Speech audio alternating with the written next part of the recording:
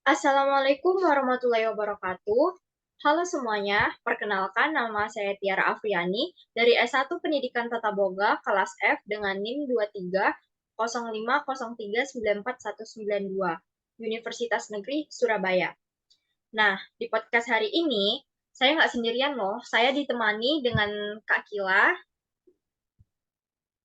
Halo semuanya, perkenalkan, aku Konita Akila, biasanya dipanggil Akila. Aku dari Universitas Islam Riau, Pendidikan Bahasa dan Sastra Indonesia. Nah, Kak Kila ini sebagai narasumber kita pada hari ini.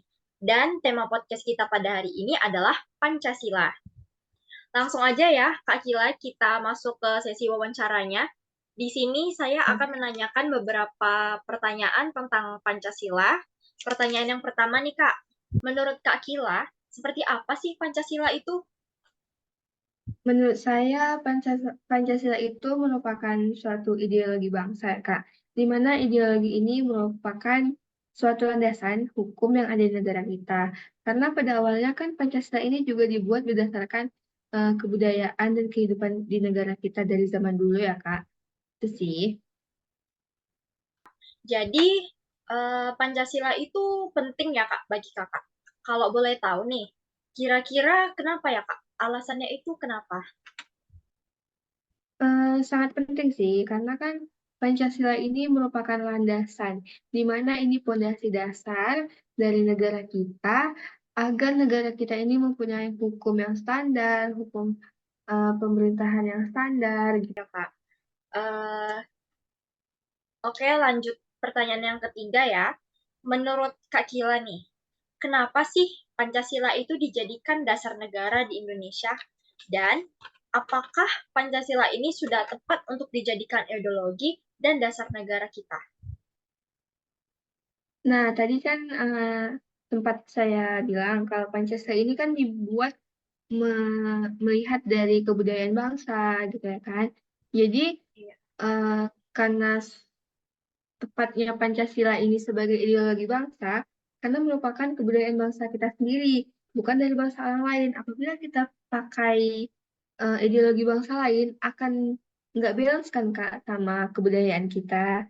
Jadi itulah kenapa kenapa ideologi Pancasila ini dipakai di negara kita. Hmm, oke.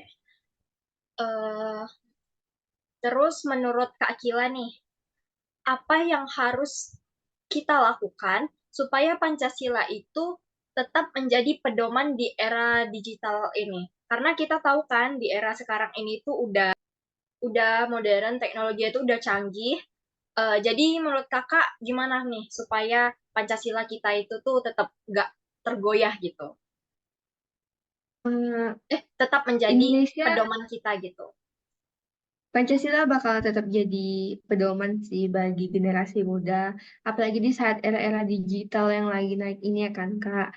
Karena eh, di digital itu banyak memuat nilai-nilai baik tentunya, tapi ada juga sisi buruknya. Cuman kita sebagai pengguna haruslah memilah yang mana yang baik, yang mana yang buruk. Iya bener Kak. Jadi kita tuh mesti pinter-pinter ya milah-milahnya gitu. Ya, betul. Dan didasari dengan Pancasila itu tadi. Oh gitu. Terus nih Kak, menurut Kak Kila nih, apakah generasi Indonesia saat ini itu tuh udah cukup memahami Pancasila? Soalnya kan kebanyakan orang-orang itu kan tahu nih, oh Pancasila itu dasar negara kita, tapi mereka itu nggak tahu tuh pemahamannya tentang Pancasila secara mendalam. Harusnya mereka paham ya Kak tentang Pancasila ini di mana dari dulu, dari waktu sekolah dasar hingga kita kuliah sekarang kita masih belajar tentang Pancasila.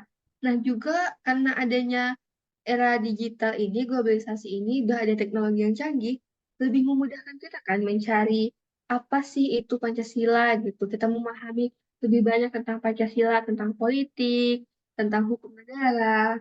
Harusnya sih sudah bisa ya Kak. Ya seharusnya udah bisa ya Kak, soalnya udah belajar Canggih. dari, iya bener. Gitu. Masuk ke pertanyaan selanjutnya nih Kak.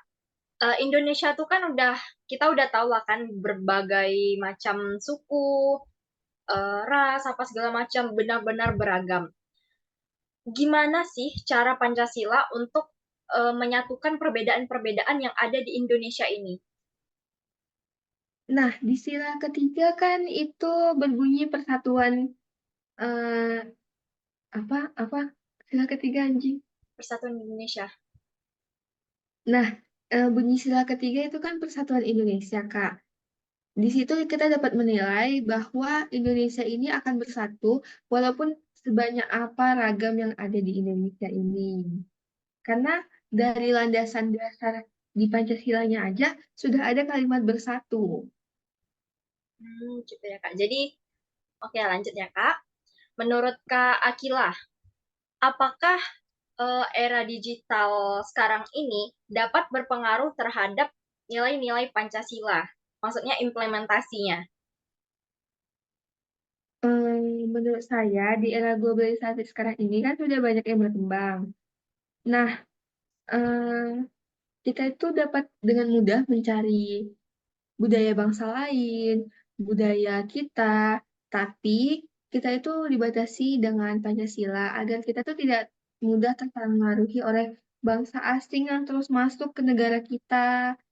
Jadi kita sebagai generasi bangsa harus gimana ya melestarikan lah bangsa kita sendiri supaya bangsa asing itu nggak cepat masuk ke Indonesia. Gitu. Baik, Kak. Kan kita nih udah dari tadi nih bahas tuh tentang Pancasila-Pancasila. Nah, sekarang pertanyaannya tuh, apa aja sih, Kak, contoh implementasi Pancasila dalam kehidupan kita sehari-hari? Dan apakah Kak Kila sendiri sudah mengimplementasikan Pancasila tersebut dalam kehidupan sehari-hari? Mungkin Kak Kila bisa beri contoh. Sebenarnya banyak ya Kak. Dalam kehidupan kita tuh sudah dipraktekkan tentang Pancasila, tapi banyak yang nggak sadar nih. Jadi salah satu contohnya menurut saya itu toleransi atas keberagaman agama, di mana agama di Indonesia ini sangat banyak kan, tetapi mereka bisa nih bertoleransi antara agama ini dan agama ini. Dan saya juga sudah menerapkan hal itu ketika teman saya juga sudah menerapkan hal itu ketika sudah waktunya azan, mereka mengingatkan saya sholat dan ketika lagi musim Lebaran, saling-saling mengucapkan tanpa adanya rasa tersinggung sih, Kak. Baik, Contoh Kak. sederhananya ya, yang sudah terjadi di kalangan ini tapi banyak yang nggak sadar ya. Ya, jadi kita sering sebenarnya mengimplementasikannya secara tidak sadar gitu ya, Kak. Iya, betul. Selanjutnya nih, Kak. Menurut Kakak, apa sih tantangan terbesar rakyat dalam menjaga keberlanjutan nilai-nilai Pancasila? Kayaknya paling berat itu masuknya budaya asing dan perbedaan pendapat antara satu bangsa dan bangsa lain di bangsa Indonesia ini. Jadinya itu yang membuat kita akan terpecah belah kan. Kalau masuknya budaya asing itu mungkin bisa dicegah ya Kak dengan Ya, betul. semangat perjuangan, semangat kemerdekaan. Tapi kalau udah perpecahan suku itu, perpecahan bangsa itu pasti lebih susah sih. Itu mungkin tantangan terberat yang harus dipecahkan oleh pemerintah, oleh politik yang ada di negara kita ini. Eh, Contoh dari perpecahannya itu kayak gimana ya, Kak? Mungkin banyak ya yang nggak setuju atas musyawarah ini, banyak yang lebih ke kubu ini, jadinya yang membuat selisih paham banyak gitu, Kak. Oh, begitu ya, Kak. Jadi selisih paham antara sesama Indonesia dari yang satu ke satunya begitu. Iya, betul.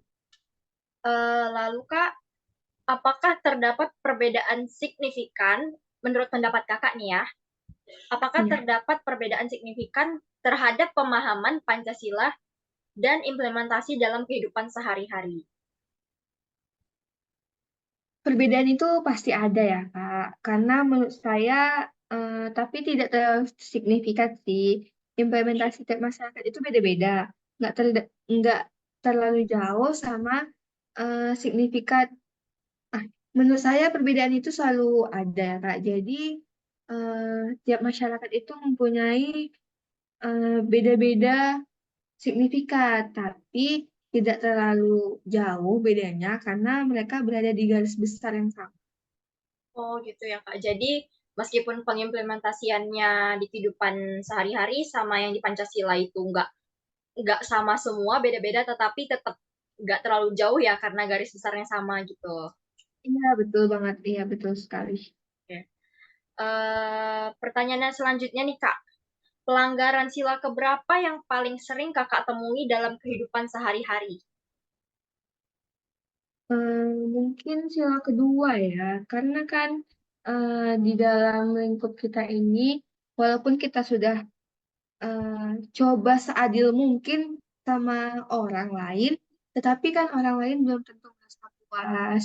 Jadinya bersikap adil sih Kak, yang kurang, apalagi di politik. Pemerintah itu kalau nggak bersikap adil pasti akan mengalami kesulitan dalam mengontrol masyarakatnya.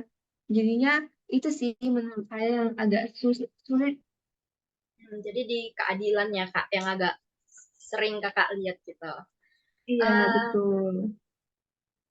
Pertanyaan terakhir Kak, bagaimana tanggapan Kak Kila kalau Pancasila itu diganti dengan ideologi lain? Saya merasa kurang setuju sih, karena kan Pancasila ini udah identitasnya bangsa Indonesia sendiri gitu ya kan. Kalau diganti kayak ada pertentangan lah di situ, perbedaan budaya mungkin, perbedaan kebiasaan, jadinya kurang cocok gitu. Jadi Pancasila ini udah pas banget sih jadi ideologi kita. Baik. Eh, udah selesai Om. Terus gimana nih? Langsung tutup. Baik Kak Baik, Kila, baik lagi. terima kasih banyak atas jawabannya. Di sini saya mengucapkan terima kasih banyak kepada Kak Akila ya karena sudah bersedia untuk berbincang-bincang dan menyampaikan pemahamannya tentang Pancasila. Sekian dari Ya, podcast kita hari ini. Wabillahi taufik wa hidayah. Wassalamualaikum warahmatullahi wabarakatuh. Waalaikumsalam warahmatullahi wabarakatuh. Audio Jungle.